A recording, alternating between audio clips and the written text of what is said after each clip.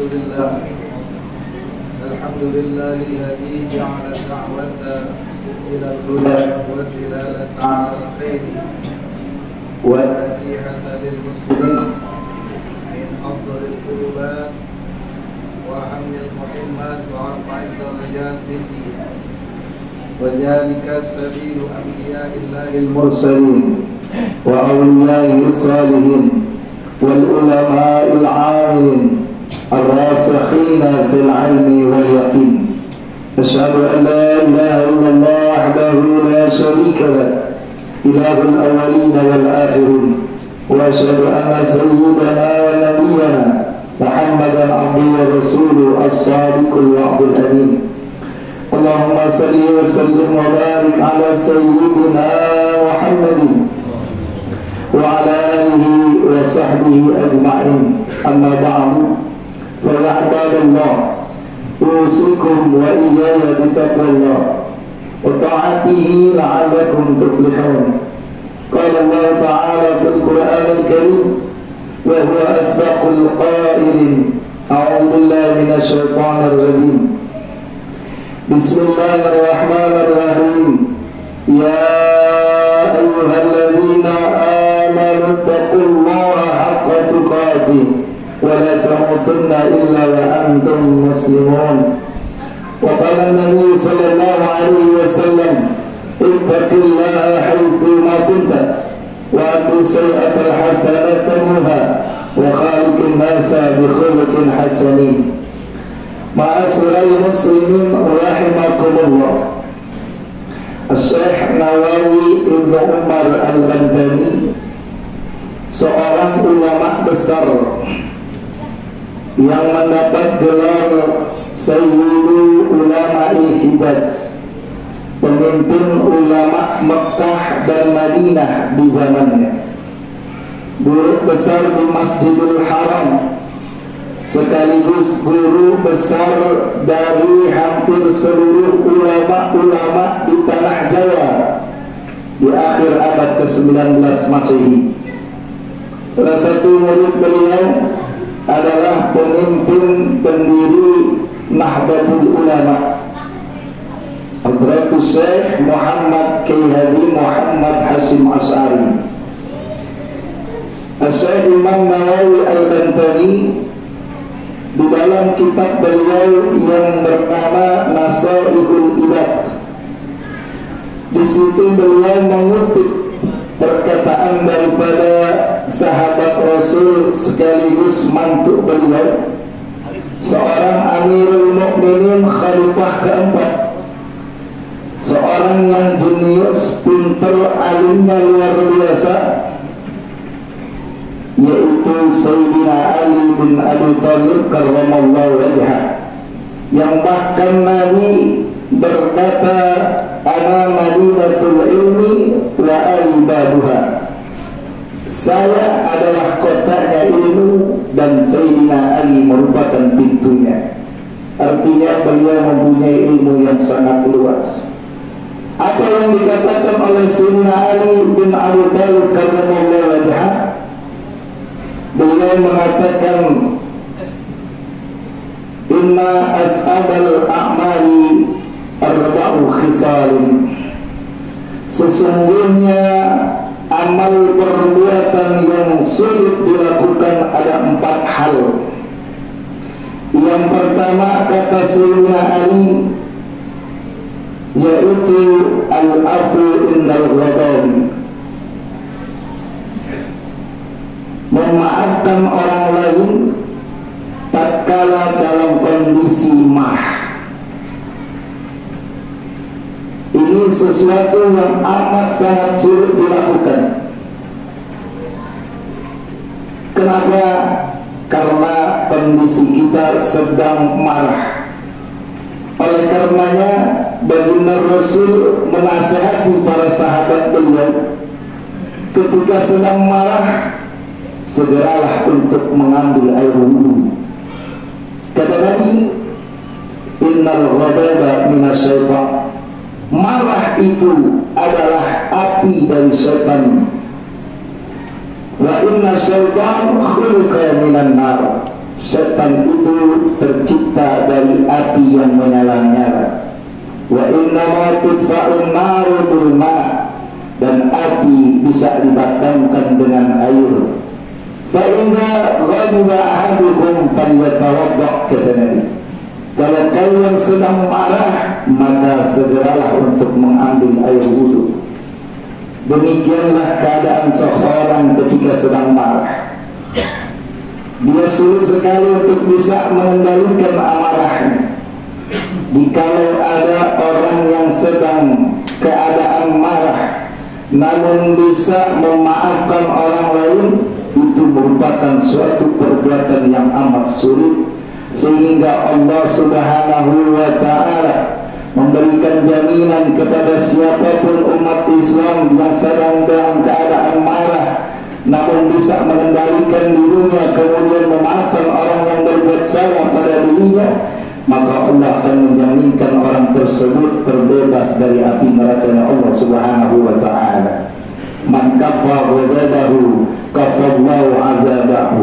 Siapa orang yang bisa mengendalikan amarahnya, maka Allah akan mengendalikan orang tersebut sehingga dia jauh dari siksanya api neraka Allah Subhanahu wa ta'ala. Bahkan di dalam hadis lain Allah Subhanahu wa ta'ala dari Nabi sallallahu alaihi wasallam mengatakan, ma zadallahu abdan bi'afwin, tidaklah Allah akan menambahkan bagi seorang hamba yang suka memaafkan saudaranya illa izzan, kecuali Allah akan tambahkan kemuliaan pada orang tersebut.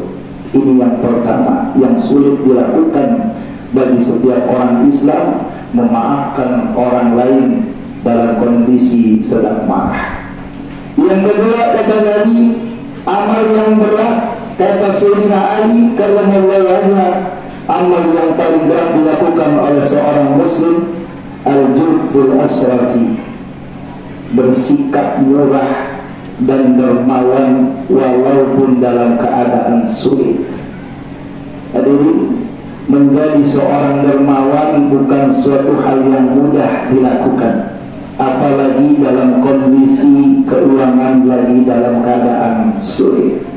Oleh karenanya, karena sulitnya perbuatan ini, Allah Subhanahu wa ta'ala memberikan kehormatan bagi pelakunya melalui sabda Rasul sallallahu alaihi wasallam, as-sakhiyu qaribun minallah. Orang yang mempunyai hati sifat dermawan itu sangat dekat kepada Allah Subhanahu wa ta'ala. Qaribun minal jannah, dekat dengan surganya Allah ta'ala. Qaribun minan nas, dekat dengan manusia. Ba'idun minan nar, jauh dari nerakanya Allah Subhanahu wa ta'ala. Bahkan orang yang dermawan merupakan salah satu sifat daripada orang-orang yang bertakwa kepada Allah Subhanahu wa ta'ala. Dalam surat Ali Imran, Allah Subhanahu wa ta'ala berfirman, wasari'u ila maghfiratin min rabbikum, dan bersegeralah kalian untuk mendapatkan ampunan Allah Subhanahu wa ta'ala, wa jannatin arduha as-samawati wal ard, dan surga yang luasnya antara langit dan bumi. Wa'iddat lil muttaqin, yang Allah persiapkan untuk orang-orang yang bertakwa. Ayat selanjutnya, alladzina yunfiquna fis sarra'i wad dharra. Siapakah orang yang bertakwa tersebut? Orang-orang yang menginfakkan sebagian hartanya di jalan Allah dalam keadaan senang maupun susah. Wa kaziminal ghaidha, orang yang bisa mengendalikan marahnya, wal 'afina 'anil nas, dan memberikan maaf kepada orang lain. Innallaha yuhibbul muhsinin, Allah sangat senang kepada orang-orang yang berbaik. Di zaman Rasul ada seorang laki-laki datang menghadap Rasul. Ja'a rajulun ila Nabi sallallahu alaihi wasallam faqala, ya Rasulullah, wahai Rasulullah, al-sadaqati a'zamu ajran, sedekah apa yang paling besar pahalanya di sisi Allah Subhanahu wa ta'ala? Kata Nabi, anta saddaqa, engkau bersedekah wa anta sahihun dalam keadaan sehat, wa anta sahihun pada saat itu kau dalam keadaan pelit dan kikir, takhsal faqra kau takut akan kemiskinan, wa ta'ammulul ghina kau berangan-angan menjadi orang yang kaya. Pada saat itu sedekahmu bernilai pahala besar di sisi Allah Subhanahu wa taala yang kita lakukan pada saat kita butuh uang tersebut, tetapi kita jalankan untuk infakkan di jalan Allah Subhanahu wa taala. Ini yang kedua.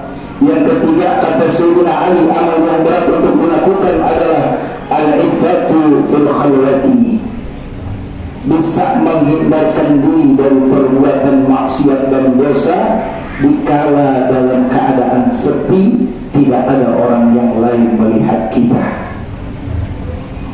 Ketika kita melakukan perbuatan kebaikan atau kita menghindari dari perbuatan dosa, maka itu bagian dari ihsan kita kepada Allah Subhanahu wa taala. Di dalam keadaan sepi, kita mampu untuk mengendalikan diri kita untuk dapat melakukan perbuatan baik kepada Allah Subhanahu wa taala. Ini adalah ujian keikhlasan kita dalam beramal kepada Allah Subhanahu wa taala. Tatkala kita beramai-ramai dengan orang lain, kita mampu untuk melaksanakan ibadah. Aku dalam keadaan sepi, tidak ada orang, kita masih bisa mampu untuk menghindarkan diri dari perbuatan maksiat kepada Allah Subhanahu wa taala, maka orang tersebut selamat dari sifat syiriknya Allah Subhanahu wa taala. Kata Nabi sallallahu alaihi wasallam, man taraka, siapa orang yang meninggalkan perbuatan maksiat dikarenakan manusia, maka itu adalah syirik. Dan siapa orang melakukan kebaikan karena manusia, maka itu makan perbuatan syirik. Oleh karena itu, siapa yang sanggup melaksanakan kebaikan ataupun menghindarkan dari perbuatan maksiat di tempat sepi yang tidak ada orang manusia yang tahu, itu merupakan perbuatan yang amat sulit dilakukan sehingga pahalanya berlimpah ganda dari Allah Subhanahu wa taala. Yang terakhir, perbuatan yang sulit dilakukan oleh setiap manusia, khususnya umat Islam, adalah qaulul haq liman yakhafuhu wa yarjuhu, berkata benar di hadapan orang yang dia takuti atau dia harapkan sesuatu pada diri orang tersebut. Umumnya seseorang akan berbicara mengikuti lawan bicaranya. Tatkala kita dihadapkan oleh orang yang sangat kita ketakuti, apakah pimpinan kita, apalagi penguasa yang zalim, tentunya ada keberanian khusus untuk bisa mengatakan yang sebenarnya. Karena bila kita lakukan hal tersebut, mungkin nanti ada ancaman dari pimpinan tersebut, dari penguasa tersebut, bahkan mungkin kita diintimidasi, disakiti, bahkan dizalimi. Bagaimana Al-Imam Ahmad Ibn Hanbal ketika penguasa pada saat itu menyuruh beliau untuk mengatakan bahwa Al-Quran itu adalah makhluk, tapi karena Imam Hanbal adalah seorang yang sangat mulia, dia tidak mau mengatakan tersebut. Dia mengatakan Al-Quran adalah firman Allah Subhanahu wa taala, mengatakan kebenaran di dalam syariat agama. Kemudian beliau dijebloskan ke dalam penjara, dicambuk, bahkan disiksa demi mengatakan kebenaran yang sesuai dengan menurut syariat agama. Makanya afdhalul jihad, jihad yang paling utama, kalimatul adli inda sultanil jahil. Kau bisa mengucapkan kebenaran kepada pemimpin yang berbuat zalim, itu merupakan jihad yang paling besar di sisi Allah Subhanahu wa taala. Mudah-mudahan empat hal ini walaupun sulit bisa kita lakukan. Kita bisa untuk memaafkan orang lain dalam keadaan marah. Kita bisa bersedekah walaupun dalam keadaan sempit. Kita bisa terus melaksanakan ibadah dan menjauhkan diri dari perbuatan maksiat walaupun dalam kondisi sepi, tidak ada orang yang melihat kita. Dan terakhir, kita bisa selalu mengatakan yang benar itu benar, yang salah itu salah kepada siapapun demi tegaknya ajaran agama Islam. Mudah-mudahan khutbah singkat ini ada manfaatnya bagi kita semua. Barakallahu wa lakum fil Qur'anil azim. Wa nafa'ani wa iyyakum bima fihi min al-ayati wa dzikril hakim. Wa taqabbal minni wa minkum tilawatahu innahu was-sami'ul 'alim. أقول قولي هذا وأستغفر الله العظيم لي ولكم ولسائر المسلمين والمسلمات والمؤمنين والمؤمنات فاستغفروه إنه هو الغفور الرحيم.